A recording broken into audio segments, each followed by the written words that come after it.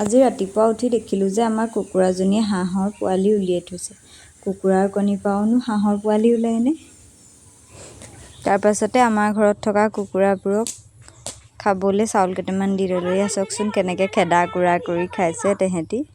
তাৰপাছত ছাগলীৰ গঁৰালটো খুলি ল'লোঁ। তাৰপাছত গাটো ধুই আহি চাহ বকাত লাগিলোঁহি। তাৰপাছত চাহকণ বাকি মিঠাই চাহ খাম বুলি চাইছোঁ, মিঠাই নাই। তাৰপাছত ভুজিয়াৰ সৈতে চাহকণ খালোঁ। চাহ খাই উঠি আকৌ আনাৰসটো দেখি আনাৰসৰ জেলি বনাই পকৰীৰ লগত খালোঁ। দুপৰীয়া কলমৌ শাকৰ ভাজি বনালোঁ। আপোনালোকে বাৰু কলমৌ শাক খায়নে? যদি খায় কমেণ্টত জনাব দেই। বাৰীতে থকা দুটা বেঙেনা ছিঙি আনি বেঙেনা দুটা ফ্ৰাই কৰিলোঁ। ঘৰৰে কুকুৰাৰ কণী বিলাহী আৰু পিঁয়াজ দি ভাজিলোঁ।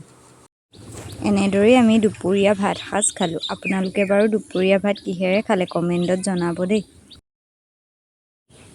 আবেলি সময়ত আকাশৰ দৃশ্য চাওকচোন কিমান ধুনীয়া লাগিছে। মই আকৌ এনেকৈ আকাশৰ ফটো মাৰি খুব ভাল পাওঁ দেই, সেইবাবে ফটো মাৰি সংগ্ৰহ কৰি ৰাখিলোঁ। আপোনালোকেও এনেকুৱা আকাশত ডাৱৰ থাকিলে ফটো মাৰি ভাল পায় নি? যদি ভাল পায় কমেণ্টত জনাবচোন। আজি আপোনালোকক দেখুৱাওঁ আহক আমাৰ ঘৰত থকা গাহৰিকেইটাক আমি কি খাবলৈ দিওঁ। এয়া চাওকচোন লালমোহন, দেখিছেনে? সিহঁতক আমি লালমোহন, চিংৰা, বাৰ্গাৰ, পেটিছ এইবোৰেই খুৱাওঁ। আপোনালোকৰ যদি গাহৰি আছে, আপোনালোকেও যদি গাহৰি পুহিছে, তেতিয়াহ'লে গাহৰি গ্ৰ'থৰ বাবে আপোনালোকে এইখিনি খুৱাব পাৰে। কিন্তু পেলুৰ দৰৱটো খুৱাই থকাটো অতি প্ৰয়োজন। লগতে কচু আৰু কলগছো সিজাই দিব পাৰে। তাৰ উপৰিও তুঁহ, চাফৰ, পলিচ এইখিনিও খুৱাব পাৰে গাহৰিক। আমি কিনা দানাটো খুব কমকৈ খুৱাওঁ গাহৰিক। এনেদৰে কম খৰচতে ঘৰতে বহুত দানা তৈয়াৰ কৰিব পাৰি। দানা দিয়াৰ পাছত গাহৰি গঁৰালটো ভালদৰে চাফা কৰি দিব লাগে। গাহৰিবোৰ বেছি লেতেৰাকৈ থাকিবলৈ দিব নালাগে। সিহঁতক চূণ আৰু পটাছ এনেকৈ পানী ছটিয়াই থাকিব লাগে। গাহৰি পুহি প্ৰত্যেক ছমাহৰ মূৰে মূৰে এটা ভাল মূলধন পাব পাৰি।